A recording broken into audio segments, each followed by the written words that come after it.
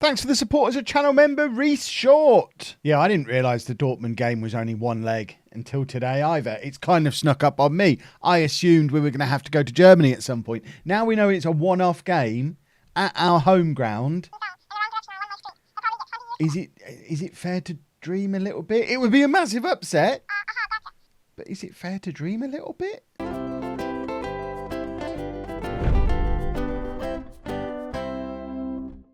Hello and welcome to part 32 of the Greek Odyssey. I'm Kevin. Coming up on today's episode, we have that Europa League knockout round game against Borussia Dortmund, and we're away against Offy in the league. Since you were last with me, we lost to Ike and Olympiacos, so any hope we had of winning the league is long gone. It's definitely a breakaway group of three. Olympiacos would have you believe it's a breakaway group of one. I mean, they're 15 points clear. Olympiacos have won the league already, effectively. And then it's between us and Ike to battle it out for the Champions League qualifier game.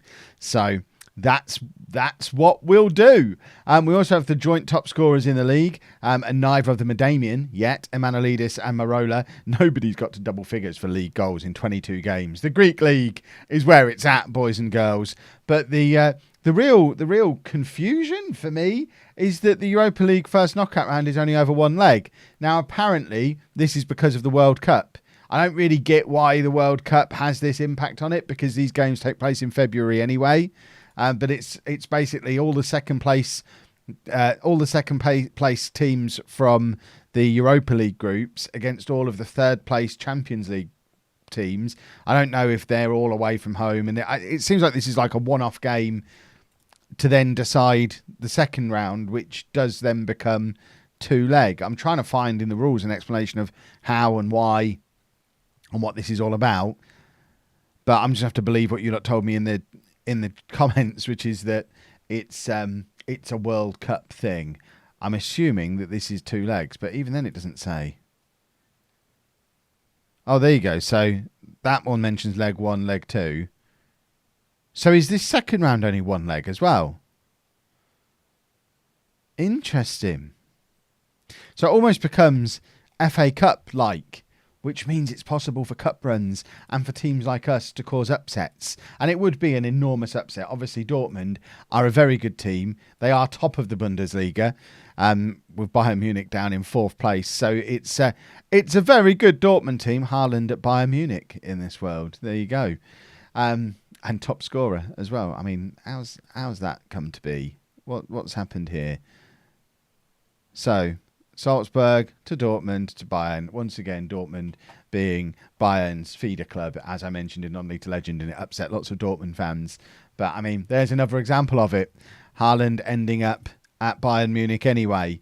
And now but I mean, Dortmund have got the last laugh. They're top of the league. So that's what we're up against. And there's also been a little bit more transfer news since the last episode as well. I think we'd got as far as Etta in the last episode. We've also signed Robert Gozzi, who's an 18-year-old Italian left winger with lots of potential. He came from Inter. And then also Victor Pastrana is a winger who can play on either side. 26-year-old Spanish winger, comfortable on both wings. We spent a lot of money on him, relatively. 675,000 makes him our club record signing. For a player who's probably not a nailed-on starter. But I think that's a sign of the progress we're making as a club, that in order to really improve, we got stuck in that position where in order to actually improve a position, we had to go out and spend money. So we went out and spent some money, and it was a player that we needed. We needed a little bit more depth out wide, and now we've got it. And it's not like we've spent all our money. We've still got 2 million in the bank. We've still got 600,000 of transfer budget. We're still spending like £110,000 below our wage budget. It's not like we're living too excessively. There was a player we needed, so we went out and got him, and now we've got the strength in depth we needed in those areas. So we'll, I'm delaying the inevitable. I think this run of form is because of the Dortmund game. You know how it is. We talked about this on stream the other night. Twitch.tv/LOLLUJO. I stream Mondays, Wednesdays, Thursdays and Sundays, but we talked on this on stream the other night because with home we had a Carabao Cup game against Manchester City, and while we were waiting for it, we just lost every game. And then as soon as that was done, form is fine again. And it just seems to be the way in Football Manager. If you get a really big cup tie against a team much better than you, I don't know if it acts as a distraction. I don't know if players are trying not to get injured, or I don't know if it's just me making it up and noticing it and using it as an excuse. But hopefully, regardless of what happens in this Dortmund game, we get back to winning ways in the league again afterwards, because we were in fantastic form. I mean, how many consecutive wins is that? We must have been close to double figures for consecutive wins. And just any title challenge that we had just fell apart in 2 games, which is not ideal. Also, Damien not scoring the way he used to score when he was here before. He says, I mean, he's got 6 goals from his first 10 games, but I mean, I remember this Damien who scored in consecutive games. He scored in every game in the Championship group last year, so maybe he just waits for the Championship group and we'll see how he gets on there. Maybe he's waiting for Dortmund. This is the team that we're going to be playing against Dortmund. It is as strong as we can put together, and we're just crossing everything and hoping it all goes well for us. We've got Brunoli in goal, a back four of Kalapitas, Kios, Lawson and Smyrnis, Lebrou at the base of the midfield, Duffy and Androutsos ahead of him, and then Jura and Emanuelidis supporting Damien up front. Let's get into the game. Anything can happen in a one-off fixture, especially if Dortmund underestimate us. Obviously, we were absolutely smashed by AC Milan repeatedly in the group stages, but then we did beat Besiktas home and away. So there is the possibility that they might underestimate us a little bit. But they've. I mean, it's not like they've put the reserves out, have they? That looks like a pretty strong Dortmund team to my eyes. So I don't think we have much of a chance. But you know, let's dream a little. And it's Dortmund with the first attack of the game from a free kick, and Duffy clears it behind for a corner. I imagine the Georgios Kamaras is going to be absolutely packed out again. It certainly looks full. Forget downsizing to a smaller ground. We need to be building another stand at the back here for these European nights, where we more than fill the ground. There's people outside trying to get in. I'm sure that's what's actually happening. Right, half an hour gone and we're not losing yet, which is pretty special if you ask me. Let's get creative. That's inspired everybody. We just need one ball over the top from Duffy for Damien to chase, and one of his lovely special little finishes, and we really put the cat among the pigeons if we do that. But Dortmund now charging down this left-hand side. We need to be getting a tackle in. We are probably weakest in those wide areas. Kalapitas and Smyrnis not quite up to the standard of Lawson and Kios at centre-back. So if they attack... And they scored through the middle. So that makes me look like a buffoon. And it's a player scoring his first goal of the season. It always upsets me when a player scores their first goal of the season in February against me. But it is Apollon 0, Dortmund 1. And we don't genuinely expect to win the game tonight. But it would be nice if we don't get absolutely smashed. But I think 1-0 down at half-time. I think we still have plenty to be proud of with what's going on here. Let's passionately say... Let's give the fans a good performance despite being against the odds. I mean, the fans have turned up in their numbers again, so they do deserve us to try. We've sold out, and it's Lebrou with a free kick from the edge of the area, and if that goes in, that changes everything. We've got a corner now, and again, we are good at these set pieces, aiming for Lawson, aiming for Kios. We've got some good aerial threats. But Dortmund handle it easily, and now they've got a break. And, of course, those defenders that I'm so proud of are all forward for the corner at the moment. So it's the fullbacks who I'm more worried about who are having to defend. And to be fair, they defended pretty well there. Look at that sea of blue and white shirts. It is a thing of beauty.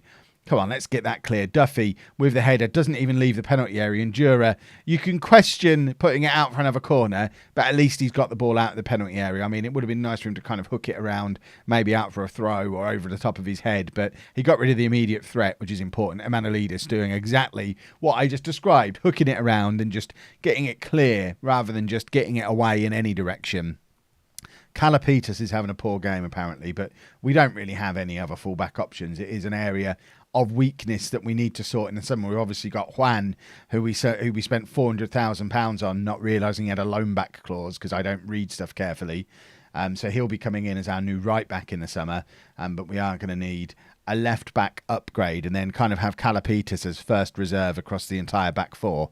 That's my long-term plan. Now, we do have Giannopoulos on the bench, who is very much not even a Greek Super League quality player, but with Kalapitas on a yellow card and struggling, I guess we bring him on. The one thing he can do is hit a long-range effort, occasionally. Right, Emanuelidis is going to come off, and Pastrana, the new boy, is going to come on to be an inverted winger on this side. And you know what? We've got to try. We've got to go for it. So let's go attacking. Let's have 10 minutes of passion, and let's just roll the dice and see. It's still only 1-0. We've got to give it a go. They've taken off Hummels. Damien's going to be licking his lips at that. Duffy is shattered. Jura's shattered. Who have we got who's going to come on and change the game? I mean, Singh, Marola, Slattery. These are all players who could potentially come on and be game changers for us. I'm thinking Singh is probably, or maybe Slattery. What am I going to ask them to do? If I bring on Slattery, we can make him the Mazzala, and then we can push Androutsos further forward and get him really involved in what's going on up there. And I think that's probably the plan.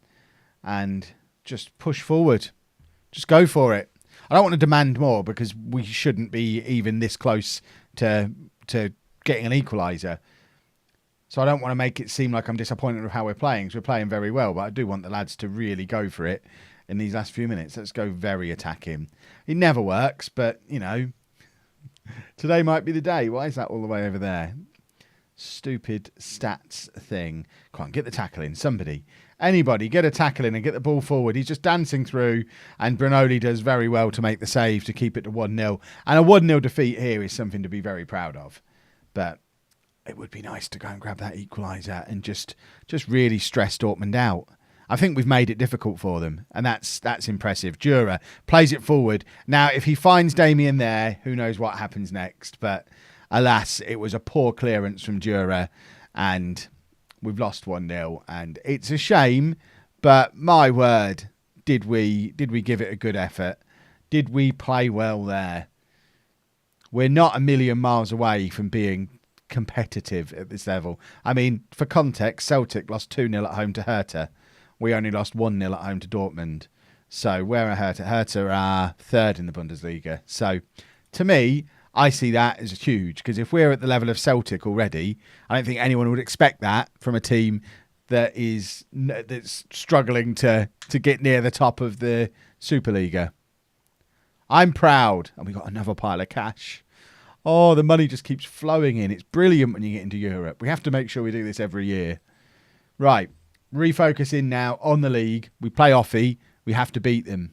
So a couple of changes for the Offie game. Giannoutsos does come in at left back, with Kalapitas moving over to right back. Slattery coming in the midfield to play alongside Duffy, with Androutsos dropping down to the bench. Other than that, it is the same team. So hopefully Europa League hangover, not a thing. We'll see, I guess. We really do need a win in this game, though. Which, I mean, it's nice to progress to the point where we can say in a game like this that we need a win, because we've already qualified for the Champions Group. We're doing very well. Offie are a team who traditionally would be better than us. The keeper's dropped the ball there, and it falls to Damien. And there is his 10th goal since his return. I wasn't even commentating on that, because it just looked like a standard throw into the hands of the goalkeeper. But he just dropped it. And then chaos ensued. Look at this from their goalkeeper. Palms it down. Emanuelidis is there. Slattery shoots, I think. And Damien is there to apply the finish. And that's Offie 0, Apollon 1. And that's a perfect start to the game. Because we are very much sight set on this second place now. If we can get to second place, that means we get to do Champions League qualifying all over again. And this time, you never know, because we've done a lot of our summer business already. We've got Jura coming in permanently. We've got 3 or 4 other players coming in permanently. We've obviously got youth players improving all the time to fill gaps. We'll try and get Damien and Duffy again, as we did last year. Jura's there to make it 2-0. And domestically, we're a very good side now. We just need to topple Olympiacos, which is a job for next year. But yeah, we'll try and get Duffy and Damien back again, but if we can't, we'll give up at the start of summer and focus in on bringing in other players. I don't know that we necessarily need a Duffy replacement, because we've got Androutsos, Singh, Slattery I guess won't be here, but we've got Androutsos and Singh who can both slot into that midfield comfortably, with maybe 1 or 2 additions as either loans, or has that gone in? No, it's offside. Or maybe Or maybe we could find a couple permanently. We know that we don't ever get central midfielders come through the youth system, so we'll probably need one or two in there. But Andrutsos and Singh would be fine to do a Champions League game. Marola, we already know we can extend his loan if we have to. So if we can't get Damien, we can extend Marola and start things off with Marola. And he's still our top scorer at the moment. We've got the wingers already in place. So we'll be in a much stronger position this summer to have a proper crack at qualifying for the Champions League, which I know is a tall order, but as soon as we do it, the money really flows, and then that's what really sets us up from that point. Right, we have a penalty, 40 minutes on the clock. It's Slattery to step up to take it, and he scores, and it's Offie 0, Apollon 3, and it's not even half time. And looking down from where we are now, we are starting to look very good for that second place. Obviously, we know everything can change when you get into that Champions group, because we snuck into it on the last day last year. We're very much the 6th place team and just went on an absolute ridiculous run and ended up finishing second. So we know we know anything can happen. Theoretically, we could still catch Olympiacos. We've still got to play them twice, but a 15-point gap, and they've not lost to anyone this year. And they've beaten us twice in the league already. So not only would we have to beat them twice in the Champions group, but we need them to lose 3 or 4 other games as well. So they need to absolutely fall apart if we're going to catch them. And that seems pretty unlikely. But what we are learning by looking at the sort of gap they've got over us at the moment, it's pretty simple. For us to catch Olympiacos, we'll play them 4 times every season. That's 12 points. So if we can get that gap down to 12 points or less, and then just the onus is on us then to just make sure we beat them. And if we don't beat them, it's our own fault if we don't win the league. That's what it starts to come down to. And I'm pretty happy with that situation, I think. We can get to the point where we know we just have to beat them. Obviously, they are the standout team in Greece. They are the team that are in the Champions League. Not only are they in the Champions League, but they made it through their Champions League group. So they are a good team. But they're where we aspire to be in 2 or 3 years' time. And obviously from there, we want to push on and win the Champions League at some point a long way in the future. You just have to look at our budgets to know it's not going to happen anytime soon. Right, we've made a couple of changes to pretty much put us back to the side that started the Dortmund game now. Certainly Svarnas coming on at right back, Kalapitas moving over to the right. I think we had Andrutsos in for the Dortmund game, though, so Singh coming on to get a little bit of game time as well. I mean, Singh, as a former Bayern boy, probably should have played him against Dortmund, because he would have probably quite liked to win the game. Emanuelidis has got a huge breakaway here, but I think he was tiring towards the end of that run. He kicked the ball a little bit too far ahead of him and didn't look like he was particularly chasing to get there. Jura looks very tired, so we can be, we'll bring Marola on that left-hand side to keep getting games into him, because there's the possibility, if we don't get Damien, that Marola's back next year, back as our main striker.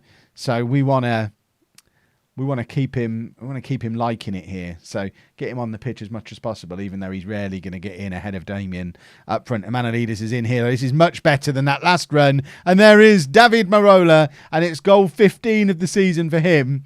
And I mean, every time he plays, he makes a very strong argument for why he should be our starting striker. I'd be interested in knowing down in the comments, based on what you've seen today, or even over the last couple of episodes, forget what you learnt last year.